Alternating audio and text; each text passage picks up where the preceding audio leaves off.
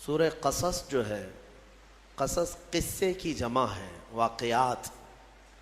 جیسے میں نے سورہ یوسف کے متعلق آپ کے سامنے عرض کیا تھا، اللہ نے فرمایا نحن نقص علیک احسن القصص، ہم آپ پر ایک بہترین قصہ سناتے ہیں. تو قصص کے نام سے یعنی قصوں کے نام سے پوری ایک سورہ ہے، اور اس میں کون سے واقعات بیان کیے گئے ہیں؟ وہ سیدنا موسیٰ کلیم اللہ علیہ الصلوۃ والتسلیم کی پیدائش سے لے کر ان کے نبوت کے معاملات، اور پھر فرعون کے ساتھ ان کی جو مناظرے، مکالمے، مجادلے ہوئے، ان سب چیزوں کے متعلق اس میں بیان کیا گیا ہے.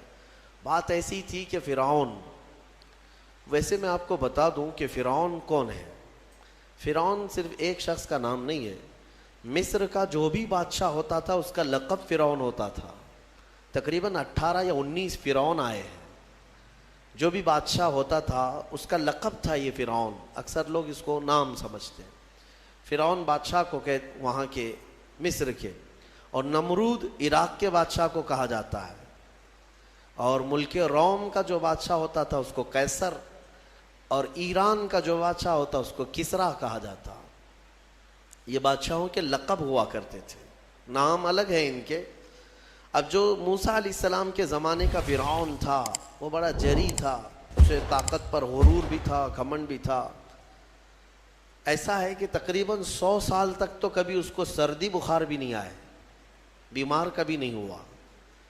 تو آدمی کو جب کوئی تکلیف نہ آئے تو وہ غرور میں بڑھ جاتا ہے، اور اسے ایسا لگنے لگتا ہے کہ میں سب سے پاورفل آدمی ہوں دنیا کا، مجھے کچھ ہو نہیں سکتا. تو یہی فرعون ہے جس نے اپنے زمانے میں یہ اعلان کیا تھا کہ لوگوں میں تمہارا رب ہوں، تمہارا بڑا رب میں ہوں، میری عبادت کرو. بات تو چل رہی تھی، اور لوگوں کو اپنی خدمت پر معمور کرنے کی بجائے اپنی عبادت پر معمور کرتا تھا. ہزاروں لوگ اس کو سجدہ بھی کرتے. ایک دن ایسا ہوا کہ فرعون نے خواب دیکھا، آسمان سے ایک تارا ٹوٹ کر اس کی گود میں گرا یا اس کے محل پہ گرا، اور پھر آگ لگ گئی اس کے محل میں. وہ گھبرا کر کے اٹھا. صبح نجومیوں کو، کاہنوں کو بلایا کہ اس خواب کی کوئی تعبیر صحیح بتا دے. بہتوں نے الگ الگ تعبیریں بتائی. پھر جو بڑے ماہر نجومی تھے انہوں نے کہا کہ اس خواب کی تعبیر یہ ہے کہ بنی اسرائیل خاندان میں ایک بچہ پیدا ہوگا جو تیری سلطنت کو ہلاک کر دے گا، تیری سلطنت کے ہلاک کرنے کا باعث بنے گا. خواب کی تعبیر سننے کے بعد شاہی فرمان جاری کر دیا اس نے کہ بنی اسرائیل میں آج کے بعد جو بھی لڑکا پیدا ہوگا اسے مار دیا جائے گا، کیونکہ وہ بچہ کہیں سلطنت کی ہلاک کرنے والا پیدا نہ ہو جائے. تو یہ اعلان کے بعد بنی اسرائیل خاندان میں جو بھی لڑکا پیدا ہوتا اسے مار دیا جاتا. یذبح ابناءہم ویستحیی نساءہم. قرآن میں ہے، اللہ فرماتا ہے وہ لوگ، یہ فرعون بیٹوں کو ذبح کر دیتا تھا اور لڑکیوں کو زندہ چھوڑ دیتا تھا. 1 سال کے اندر انہوں نے 12,000 بچوں کو ذبح کیا. پیدا ہوتے ہی قتل کر دیتے تھے. لڑکے کو زندہ رہنے کا حق نہیں تھا، صرف ڈر تھا. یہ وہ زمانہ ہے جب موسیٰ علیہ الصلوۃ والتسلیم کی ابھی ولادت نہیں ہوئی، ولادت سے پہلے اتنے بچے مارے گئے. پھر اس کے درباریوں نے اس سے ریکویسٹ کیا کہ اگر ایسے سب مار دیے جائیں تو آپ کی خدمت کے لیے بچے کہاں سے ملیں گے، جوان کون ہوگا. تو پھر 1 سال مارا جاتا، 1 سال چھوڑا جاتا. جیسے کورونا میں تخفیف دی جاتی ہے نا،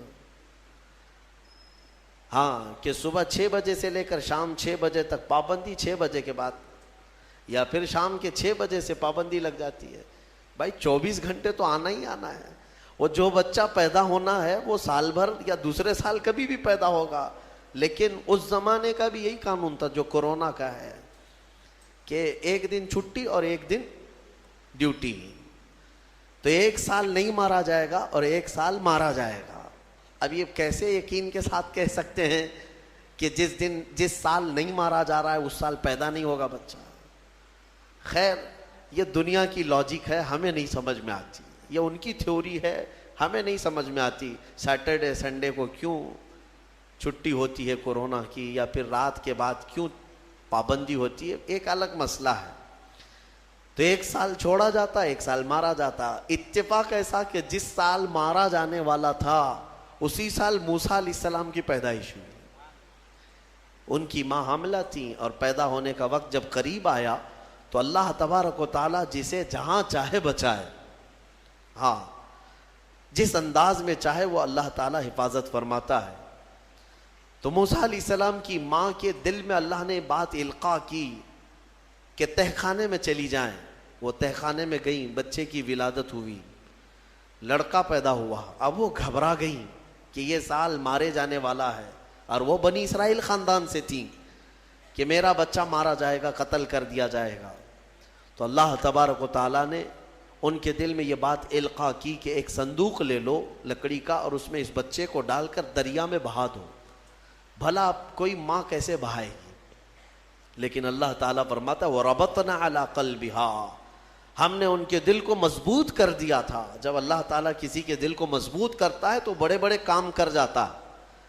ان کی ماں صندوق میں رکھ کر کے بچے کو ایک دریا کے کنارے ڈال دیتی ہیں، بہا دیتی ہیں، اور اپنی بڑی بیٹی کو کہتی ہیں کہ دیکھتے رہنا یہ صندوق کہاں جاتا ہے۔ موسیٰ علیہ السلام کی جو بڑی بہن تھی وہ دیکھتی ہوئی جا رہی تھیں اس صندوق کے پیچھے۔ صندوق بہتے بہتے بہتے ایک باغیچے کے کنارے لگا۔ وہ باغیچہ فرعون کا ہی تھا، اور فرعون کی بیوی وہاں پر ٹہلنے کے لیے شام کے وقت آیا کرتی تھی۔ جب وہ اپنی کنیزوں کے ساتھ وہاں آئی تفریح کے لیے تو ایک صندوق کو اپنے باغیچے کے کنارے لگا ہوا دیکھا، اٹھانے کے لیے کہا، اٹھایا گیا تو نہایت ہی خوبصورت بچہ۔ اللہ تعالیٰ نبیوں کو خوبصورتی دیا ہی ہوتا ہے۔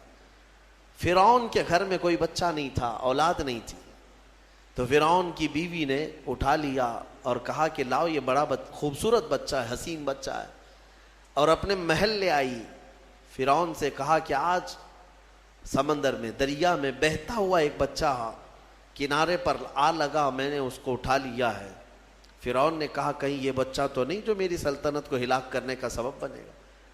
بیوی نے کہا ایسا کیسے ہو سکتا ہے، وہ تو بنی اسرائیل خاندان میں پیدا ہوگا، یہ تو کسی دریا سے بہتا ہوا آیا ہے، پتہ نہیں کون سے ملک سے آیا، کہاں سے آیا۔ تو بہرحال اس کی بیوی نے یہ کہا کہ اس کو مت مارو، لا تقتلوه عسى ان ينفعنا او نتخذه ولدا، قریب ہے کہ ہم اس سے فائدہ اٹھائیں گے یا اس کو بیٹا بنا لیں گے۔ بیوی کی بات پر راضی ہو گیا فرعون، جو ہے بیگم کی بات پر آ گیا، اور اس کے بعد رکھ لیا بچے کو۔ اسی لیے کہا جاتا ہے عورتوں کے مشورے بہت ہی قیمتی ہوتے ہیں۔ بہرحال عورت کے مشورے پر عمل کرتے ہوئے اس نے رکھ تو لیا بچے کو۔ اب پرورش کی جب بات آئی، بچے کو دودھ پلانا ہے، تو دایاؤں کو بلایا گیا۔ شاہی خاندان میں بچے کی پرورش ہو رہی ہے، بہت ساری عورتیں آئیں، دودھ پلانے کی کوشش کرتی رہیں۔ موسیٰ علیہ السلام کسی کا دودھ نہیں پکڑتے تھے۔ ان کی بہن وہیں کھڑی تھی، اس نے کہا کہ میں ایک دایا کو جانتی ہوں جس کا دودھ ہر بچہ پی لیتا ہے۔ اس سے کہا گیا کہ بلا لاؤ۔ وہ جا کر اپنی ماں کو بلا لائی، اپنی ماں کو لے آئی، اور ان کی ماں آئی، موسیٰ علیہ السلام کو اپنے سینے سے لگائی تو دودھ پینے لگ گئے۔ تو سب میں یہ بات مشہور ہو گئی کہ یہ یہاں کی مشہور دایا ہے، اور یہ خاندان کے اندر رہے گی، شاہی خاندان میں محل میں رہے گی، اور بچے کو پلانے کی اجرت بھی دی جائے گی، اجرت بھی دی جائے گی۔ فرعون کے گھر میں پرورش بھی، اور انہی کی ماں سے دودھ بھی پلانا، پھر پلس اس کی اجرت بھی دلانا، یہ شان ہے رب ذوالجلال کی۔ وہ جہاں چاہے جیسے چاہے پرورش فرمائے۔ حق کی حفاظت کرنا یہ مولا کی شان ہے، حق کی حفاظت وہ ہر زمانے میں کرتا رہتا ہے۔ اسی لیے کہا گیا ہے کہ اللہ تبارک و تعالیٰ جس چراغ کی حفاظت فرمائے، بڑی بڑی آندھیاں اس کو نہیں بجھا سکتی، اور جس کو بجھانا چاہے سارے انتظامات کے بعد بھی منٹوں میں اسے گل کر دیتا ہے۔ خیر، موسیٰ علیہ السلام فرعون کے گھر میں پرورش پاتے رہے۔ جب آپ کی عمر 2 سال کے قریب کی ہوئی، فرعون اور اس کی بیوی بیٹھے ہوئے تھے، موسیٰ علیہ السلام کھیلتے کھیلتے گود میں آئے اور فرعون کی داڑھی پکڑ کر اس کے منہ پہ تماچا لگا دیا۔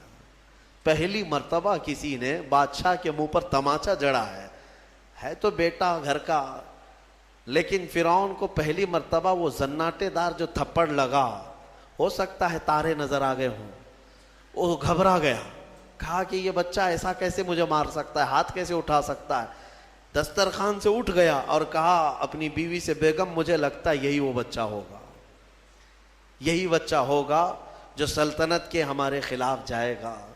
پھر بیگم نے کہا ایسا کیسے ہو سکتا ہے، بچہ ہے، چھوٹا ہے، اور لاڑ پیار میں بچے ماں باپ کے ساتھ اس طرح کی حرکتیں کرتے ہیں۔ فرعون نے کہا نہیں، مجھے چیک کرنا ہے، یہ بچہ جاندار ہے، جانکار ہے، یہ جانتا ہے۔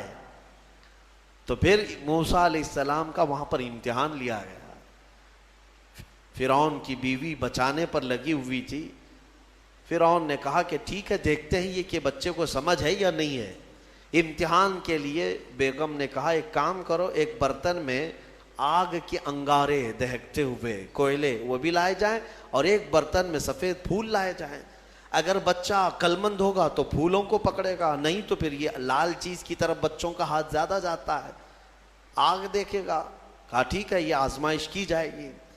ایک برتن میں آگ کے لال سرخ انگارے کوئلے لائے گئے اور ایک برتن میں پھول لائے گئے، دونوں رکھے گئے۔ موسیٰ علیہ السلام کیا، ہر نبی ماں کے پیٹ سے ہی ہر چیز کو جانتے ہیں، اللہ تعالیٰ انہیں علم بھی نوازا ہے۔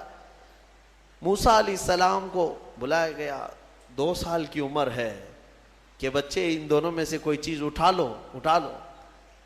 تو موسیٰ علیہ السلام کا ہاتھ پھولوں کے برتن کی طرف ہی بڑھنے لگا۔ یہ تو امتحان تھا۔ جبرائیل علیہ السلام اسی وقت نازل ہوئے اور آپ کا ہاتھ پکڑ کر کے آگ میں ڈالا۔ آگ میں سے ایک کوئلہ موسیٰ علیہ السلام اٹھائے اور اپنے منہ میں رکھ لیے، جس کی وجہ سے آپ کی زبان جل گئی، ہاتھ میں بھی آگ لگی۔ پھر فوراً ہٹایا گیا۔ فرعون کو وہ سیٹسفائیڈ ہو گیا کہ نہیں، یہ جانتا نہیں ہے، جانتا ہوتا تو آگ نہیں اٹھاتا۔ بہرحال موسیٰ علیہ السلام کو اس آگ کے کوئلے کے زبان پر رکھنے کی وجہ سے زندگی بھر اس کا اثر رہا، زبان میں زندگی بھر اثر رہا۔ پھر جوانی آئی موسیٰ علیہ السلام کی، اسی گھر میں پرورش پاتے ہوئے۔ پھر آپ وہاں سے نکلے اور آپ کی ماں نے آپ کو ساری چیزیں بتا دیں کہ ہم بنی اسرائیل سے ہیں، نبیوں کا خاندان ہے، اللہ تبارک و تعالیٰ کی عبادت پر ہم ہیں، اور فرعون ظالم ہے اور وہ اپنی پرستش کرواتا ہے، اپنی عبادت کرواتا ہے، لہذا ہم فرعون کے خاندان سے نہیں ہیں۔ تو موسیٰ علیہ السلام جوان ہونے کے بعد ان تمام سچویشن کو سمجھ چکے تھے، سارے حالات کو۔ ایک بار ایسا ہوا کہ موسیٰ علیہ السلام اپنی بستی سے باہر کی طرف جا رہے تھے، 2 لوگوں کو لڑتے ہوئے دیکھا۔ ایک بنی اسرائیل کا تھا، ان کے خاندان کا تھا، ایک فرعون کے خاندان کا تھا۔ یعنی فرعون کا جو خاندان تھا، عمالقہ ان کو کہتے ہیں، اور ان کو قبطی کہا جاتا ہے آج بھی مصر میں۔ تو قبط خاندان سے ہوا کرتے تھے۔